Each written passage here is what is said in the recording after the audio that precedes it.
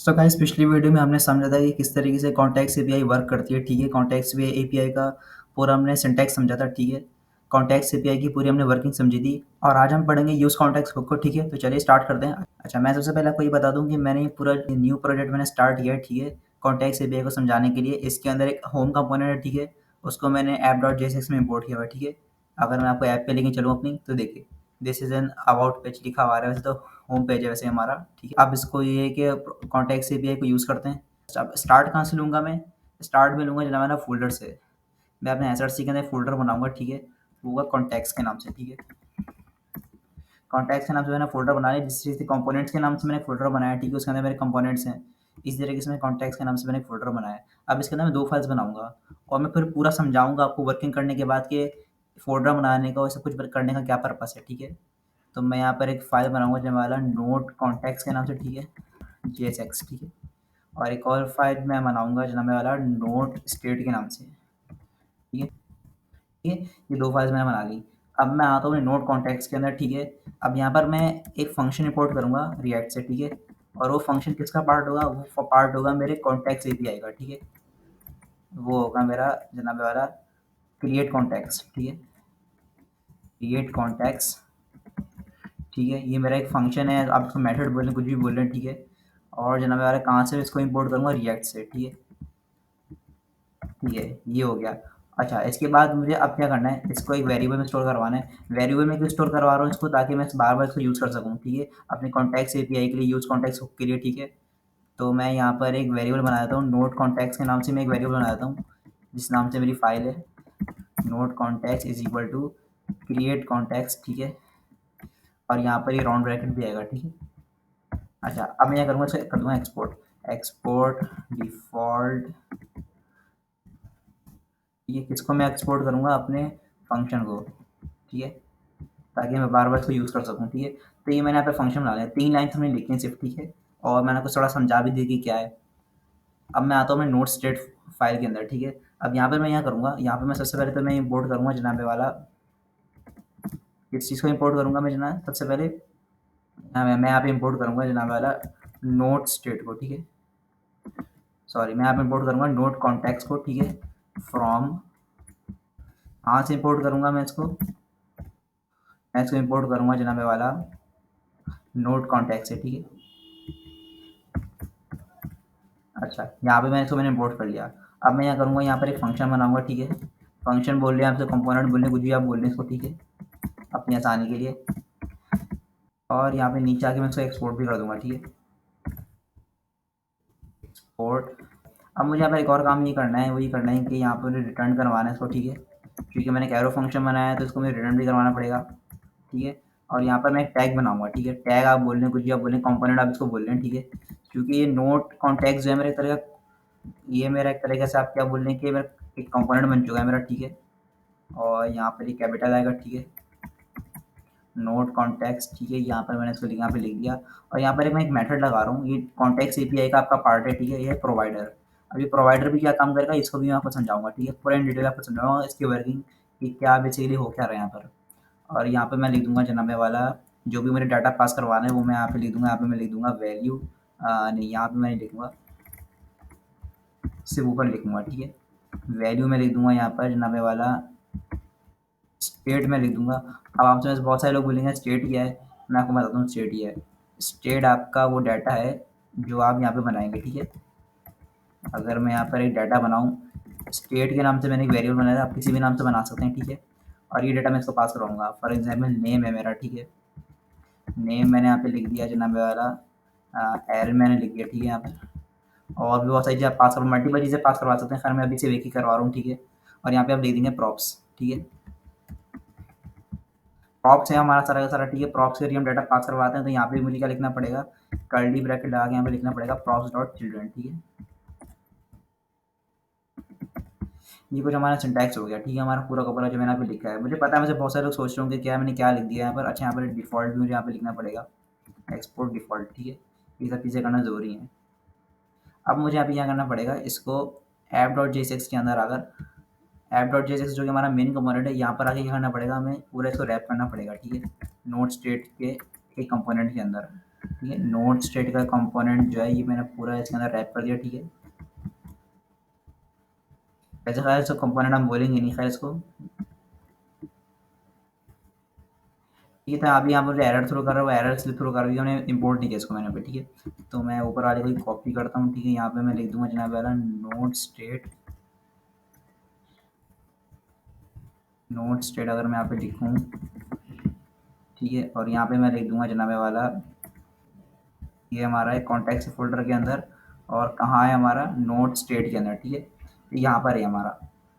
अब मैं आऊँगा जनाब वाला उस फाइल के अंदर जिसके अंदर मुझे यूज़ करना है, मुझे इसको यूज़ करना है होम के अंदर, ठीक है। होम जो मेरा कंपोनेंट है वहाँ पे मैं अपने प्रोस में भिजवाना चाहता हूँ, अपना डाटा भिजवाना चाहता हूँ। तो होम कंपोनेंट कहाँ गया मेरा इसके अंदर, अगर मैं कंपोनेंट्स के फ़ोल्डर के अंदर जाऊँ तो ये रहा मेरा होम कंपोनेंट, ठीक है। अब यहाँ पर मैं क्या करूँगा, दोनों चीज़ों को इंपोर्ट करूँगा, ठीक है। यहाँ पर मैंने दोनों चीज़ों को इंपोर्ट कर लिया, ठीक है। यूज़ कॉन्टैक्ट्स को इंपोर्ट किया रिएक्ट से जो मेरा होक है, और नोड कॉन्टैक्ट्स को इंपोर्ट किया मैंने कॉन्टैक्ट्स के फ़ोल्डर के अंदर से, ठीक है। ये 2 डॉट क्यों लगाए मैंने, क्योंकि ये एक अलग फ़ोल्डर है, एक अलग फ़ोल्डर है। एक डॉट आपका होता है बाहर जाने के लिए और एक होता है इसके अंदर जाने के लिए फ़ोल्डर के, ठीक है। कॉन्टैक्ट्स फ़ोल्डर के अंदर गया, फिर नोड कॉन्टैक्ट्स आपकी जो फ़ाइल है, ठीक है, वहाँ से इंपोर्ट हुआ है नोड कॉन्टैक्ट्स। अच्छा, अब यहाँ पर मुझे क्या करना है, यहाँ पर मुझे नाम वाला ये करना है कि यहाँ पर एक वेरिएबल मुझे यहाँ पे बनाना पड़ेगा, ठीक है। और मैं कोई भी किसी के नाम से वेरिएबल बना सकता हूँ, ठीक है, बस रिजर्व वर्ड ना हो जावास्क्रिप्ट का, ठीक है। अच्छा, कॉन्स्ट ए, और यहाँ पे मैं करूँगा जनाब यार यूज़ कॉन्टैक्ट्स को अपना यूज़ इस्तेमाल करूँगा, जिस तरीके से हमने यूज़ स्टेट को इस्तेमाल किया था, ठीक है। और इनिशियल वैल्यू इसकी मुझे कोई ना कोई रखनी पड़ेगी, ठीक है। मैं इसकी इनिशियल वैल्यू रख रहा हूँ नोड कॉन्टैक्ट्स। नोड कॉन्टैक्ट्स के अंदर क्या है जनाब वाला, मेरा पूरा का पूरा ही पूरा फंक्शन है, पूरा का पूरा एक आप क्या बोलें। और नोड स्टेट के अंदर क्या है, पूरा का पूरा मैं डाटा जहाँ से मैं पास करवा रहा हूँ। मैं इसकी मज़ीद वर्किंग्स को समझाऊँगा, ठीक है, एक मरतबा पहले मेरा ख़त्म हो जाए। यहाँ पे मैं जनाब वाला कर्ली ब्रैकेट लगाता हूँ, यहाँ पे लिखता हूँ जनाब वाला ए डॉट नेम, ठीक है। और अब हम जाते हैं अपनी ऐप के अंदर, देखते हैं काम कर रहा है नहीं कर रहा।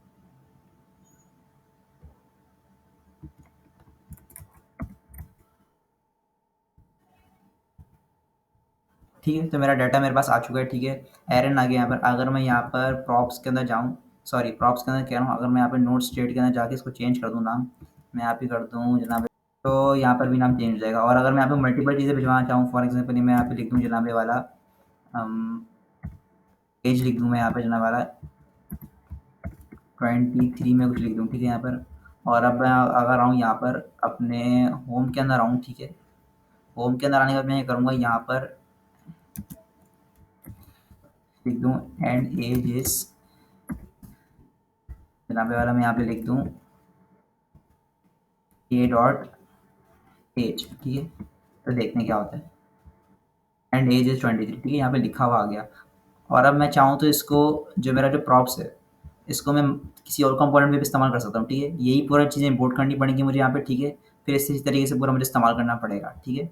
अब यहाँ पर मैं आपको समझाता हूँ कॉन्टेक्स्ट एपीआई वर्क किस तरह कर रहा है, ठीक है। मैंने आपको बताया था डायग्रामेटिकली, मैंने आपको बताया था, ठीक है, पिछली वीडियो में कि किस तरीके से कॉन्टेक्स्ट एपीआई वर्क करता है। हमारे पास कंपोनेंट्स की तादाद बहुत बढ़ जाती है, तो फिर क्या होता है, डाटा भिजवाना बहुत मुश्किल होता है। तो अब हम क्या करते हैं, कॉन्टेक्स्ट एपीआई को सबसे आसान तरीका यूज़ करने का क्या है, देखिए। हम यहाँ पर क्या करेंगे, फ़ोल्डर बनाएंगे, ठीक है, कॉन्टेक्स्ट एपीआई का। फ़ोल्डर क्यों बनाया है, इसलिए बनाया कि ताकि चीज़ें ऑर्गेनाइज रहें, ठीक है। बार बार हम इनको यूज़ कर सकें दोनों फाइल्स को, ठीक है। ये एक तरीके से हमारे मॉड्यूल्स बन गए, ठीक है, हमारे कस्टम मॉड्यूल्स। फिर मैंने क्या करा, 2 फाइल्स बनाई। एक फाइल जो मैंने बनाई वो है जनाब वाला मेरे, जहाँ पे मेरे क्रिएट कॉन्टैक्ट्स मेरा बन रहा है, यानी जहाँ से मेरा कॉन्टैक्ट स्टार्ट हो रहा है, ठीक है। अच्छा, फिर मैंने क्या किया, जिस तरीके से हम किसी भी फंक्शन को एक्सपोर्ट करवाते हैं जावास्क्रिप्ट से, तो इसी तरीके से हमने क्या किया, अपना क्रिएट कॉन्टैक्ट से जो पूरा फंक्शन है जहाँ से मेरा कॉन्टैक्ट स्टार्ट हो रहा है, वो मैंने क्या करवाया, एक्सपोर्ट करवाया यहाँ से, ठीक है। अब एक्सपोर्ट करवाया, अब इम्पोर्ट, अब मैं जनाब वाला इसको इम्पोर्ट करवा रहा हूँ यहाँ पे, ठीक है। जब मैंने इसको इम्पोर्ट करवा दिया, तो अब मैं क्या करूँ, यहाँ पर जो मेरी फाइल है उसके नेम से क्या बोल रहे हैं, मैंने फंक्शन बना दिया, कंपोनेंट बना दिया जनाब वाला, ठीक है। और वहाँ पे फिर मैंने क्या किया कि जनाब वाला जो मेरा नोड कॉन्टैक्ट्स है उसके नाम से मैंने क्या बना दिया, टैग बना दिया, ठीक है। टैग बोल रहे हैं, कंपोनेंट बोल रहे हैं, कुछ भी आप इसको बोल रहे हैं, ठीक है। और यहाँ पर एक प्रोवाइडर, अभी प्रोवाइडर क्या काम करता है, प्रोवाइडर ये काम कर रहा है, जो प्रोवाइडर जो है ये मेरा डाटा भिजवा रहा है, जो पूरा पूरा का पूरा डाटा जो मैंने यहाँ पे लिखा हुआ है ना, ये मुझे काम भिजवा रहा है अपने कंपोनेंट्स के अंदर। जैसे मैंने अपने होम के अंदर भिजवाया, ठीक है। मैंने यहाँ पे इसको बोला अपने रिएक्ट को कि भाई देखो, मुझे यहाँ से जो डाटा है ना, मुझे यहाँ पे से चाहिए, ठीक है। तो उसने मुझे बोला कि भाई देखो ठीक है, तुम डाटा भिजवा देना, यहाँ पर पूरे का पूरा जो कॉन्टैक्ट्स है इस तरह का सिंटैक्स आप लिख लो, ठीक है। इसके अंदर एक वैल्यू दे दो, ठीक है। जिस तरीके से मैंने प्रॉप्स पढ़ा था, प्रॉप्स तो आपने पढ़ा होगा, ठीक है, मैंने आपको वीडियो में समझाया था, आपने स्टेट्स भी पढ़ा होगा। तो समझ लें पूरा का पूरा उसी के मुताबिक ही पूरा पूरा एक काम हुआ है। और ये प्रॉप्स डॉट चिल्ड्रन क्या है, ये भी समझ लें हमारा जो काम हुआ है, इन दोनों के बीच में समझ लें जो भी हमें चीज़ भिजवानी है, वो हमने यहाँ पे भिजवाई है, ठीक है। अब मुझे पता है सिंटैक्स थोड़ा-सा मुश्किल लग रहा होगा आपको, लेकिन बिलीव मी और नॉट कि ये सबसे आसान तरीका है कॉन्टेक्स्ट एपीआई को यूज़ करने का। इसके अलावा भी बहुत सारे तरीके कॉन्टेक्स्ट एपीआई को इस्तेमाल करने के, यूज़ कॉन्टेक्स्ट को इस्तेमाल करने के, लेकिन वो बहुत मुश्किल तरीके हो जाते हैं और एक बिगिनर को बिल्कुल भी समझ नहीं आते। अब मेरी यहाँ पर आपसे एक रिक्वेस्ट है कि आप सिंटैक्स को पहली बात तो याद मत कीजिएगा, याद करने में कुछ भी नहीं होता प्रोग्रामिंग में, ठीक है? प्रोग्रामिंग में या कोडिंग में याद करने का काम कुछ भी नहीं होता। आप क्या करें, पहले आप इसको देख के करें, ठीक है? पहली बार में आप क्या करेंगे, इसको देख के करेंगे, ठीक है, पूरा का पूरा काम। कोई बात समझ नहीं आएगी, आप मेरी वीडियो देखेंगे, ठीक है? कमेंट्स में पूछेंगे भाई क्या है, क्या नहीं है, और उसके बाद आप क्या करेंगे, जब आपका ये काम हो जाए, जब आपका ये कोड रन हो जाए, ठीक है? तो आप क्या करें, इस फाइल को सेव कर लेंगे।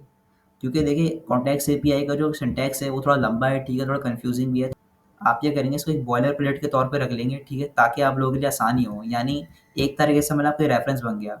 अब जब भी आप किसी फ़ोल्डर के अब जब भी आप किसी प्रोजेक्ट के अंदर कॉन्टेक्स्ट एपीआई को इस्तेमाल करेंगे, तो आप क्या करेंगे, अपनी ये वाला जो प्रोजेक्ट है, यानी ये वाला प्रोजेक्ट बोल रहे हैं, ये वाली जो फाइल्स बोल रहे हैं, इनका सिंटैक्स पूरा कॉपी करेंगे, ठीक है, और फिर वहाँ पर यूज़ करेंगे।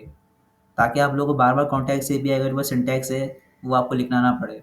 तो वो क्या आपको वीडियो हेल्पफुल लगी हो? Context API, use context hook बहुत इंपॉर्टेंट टॉपिक था, ठीक है। हमने टोटल 3 हुक्स पढ़ ली, यूज़ स्टेट हमने पढ़ा और इसके अलावा यूज़ इफेक्ट हुक हमने पढ़ा, किस तरीके से वो इस्तेमाल होता है। यूज़ कॉन्टेक्स्ट हमने पढ़ा, ठीक, कॉन्टेक्स्ट एपीआई का पूरा हमने वर्किंग समझी, प्रॉप्स हमने पढ़ लिया। तो ऑलमोस्ट तकरीबन समझ लें तमाम हमारे रिएक्ट हो गई, राउटिंग हमने पढ़ी, राउटिंग क्या होती है। तो बस समझ लें 1-2 और चीज़ें रहती हैं, बस हमारा फायर बेस रहता है, थोड़ा बैकएंड हम देखेंगे, ठीक है, और इसके अलावा 1-2 प्रोजेक्ट्स हैं जो हमें बनाने हैं, फिर हमारा रिएक्ट पूरा कंप्लीट हो जाएगा, ठीक है।